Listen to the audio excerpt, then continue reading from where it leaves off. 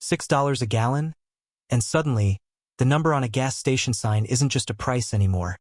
It's a countdown. A ticking clock that could push millions of Americans to the financial edge in the next 30 days. And the most dangerous part is, almost nobody is ready for what comes next. At first, it feels like just another increase, just another headline, just another inconvenience. But however, this is not normal inflation. This is pressure building in real time, visible, unavoidable, and relentless. Every morning, engines start, commutes begin, routines continue. But something feels different, heavier, more expensive, like every mile driven is quietly draining the future. And that is exactly where the real story begins. Because when gas hits $6, it doesn't stay at the pump. It spreads, rapidly, aggressively, through every layer of the economy. The truck delivering food pays more. The company shipping packages pays more. Airlines burn more cash in the sky. Rideshare drivers lose margin. Delivery services raise prices. And then, it lands on you. Groceries cost more. Utilities creep higher. Everyday essentials begin to shift upward, almost invisibly at first and then all at once. But here's the shocking part. For millions of Americans, there is no room left to absorb even a small increase. Because the system they're living in is already stretched to its limit. Savings have been quietly shrinking. Credit cards have been silently growing.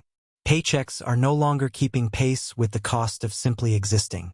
So when fuel hits $6, it becomes something far more dangerous than an expense. It becomes a multiplier of financial stress.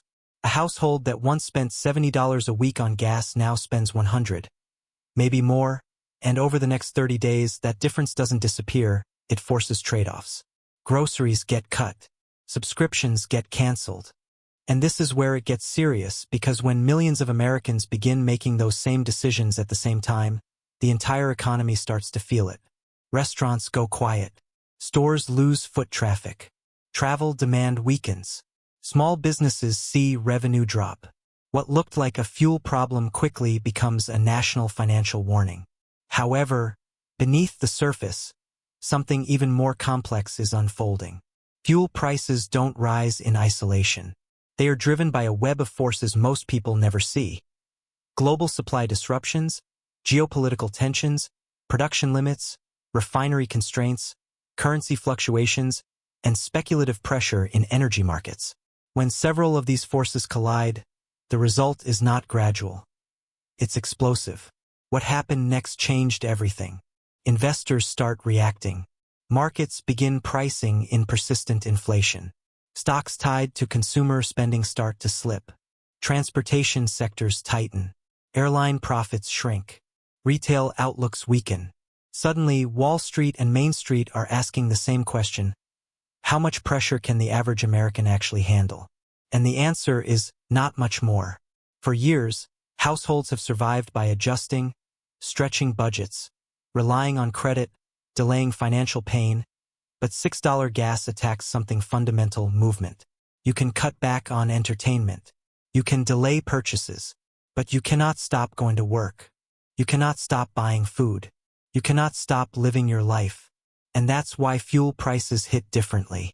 They are constant. They are visible. They are emotionally draining. Every visit to the pump becomes a reminder that money is disappearing faster than it's coming in. And over time, that changes behavior.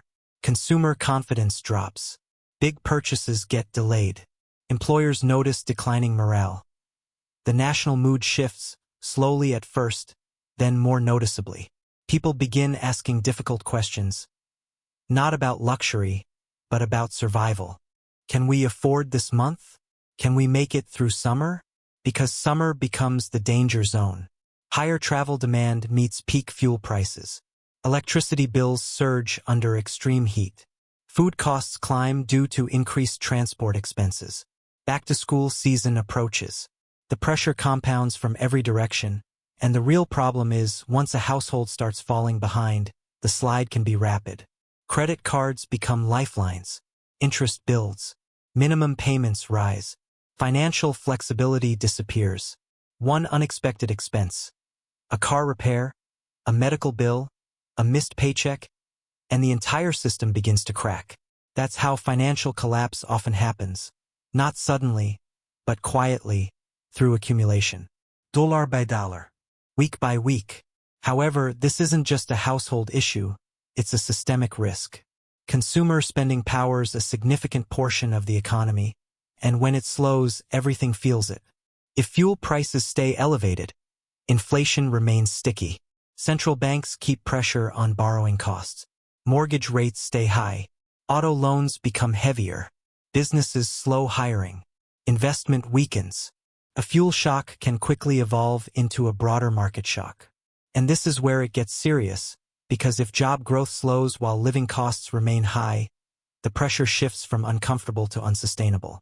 Families begin making impossible decisions: gas or groceries, rent or debt, cooling bills or childcare. The emotional weight becomes overwhelming. Stress builds, productivity drops, relationships strain. But here's the shocking part: sometimes perception accelerates reality. Media headlines amplify fear. Social platforms spread worst-case scenarios. Analysts issue warnings. People begin acting based on expectation, not just experience. If enough Americans believe a financial crisis is coming, they start behaving as if it's already here. Spending contracts further. Businesses react defensively. Forecasts are cut. Hiring pauses. The cycle feeds itself, faster and faster. This could change everything. Because economies are not just driven by numbers, they are driven by confidence. And once confidence breaks, recovery becomes harder, slower, more uncertain. So the deeper question becomes, why are so many people this vulnerable in the first place?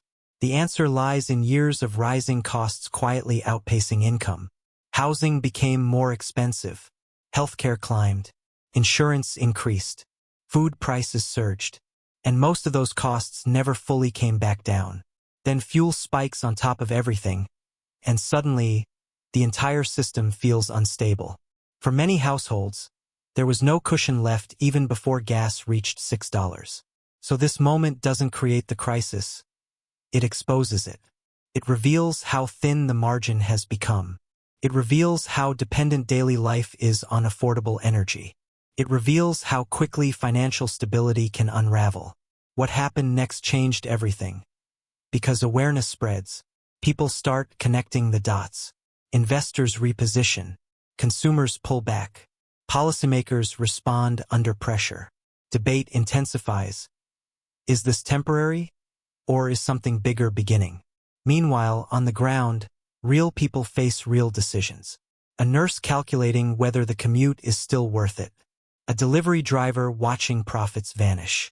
A parent deciding whether to cancel a trip because the tank alone is too expensive. These moments don't make headlines, but they define the economy. Because every statistic reflects millions of individual choices happening at once. The next 30 days may determine everything. If fuel stabilizes, the system holds. If it rises further, the ripple effects spread deeper.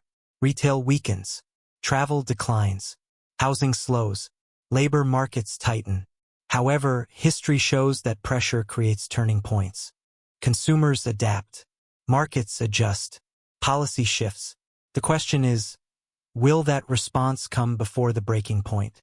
Because once millions of Americans feel broke, behavior changes in ways that are hard to reverse. Spending habits shift. Risk tolerance drops. Economic momentum slows. And the consequences reach far beyond the gas station. This is not just about fuel. It's about resilience. It's about vulnerability.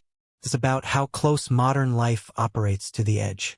So the next time you see that $6 number glowing in the night, pause for a moment, because it may not just be a price, it may be a signal, a financial warning that the next 30 days could reshape everything. And if that pressure continues, this could be the moment people look back on and say, that's when the shift began. Stay with us, because what happens next, how it impacts your money, and why this could change everything, is a story you cannot afford to miss.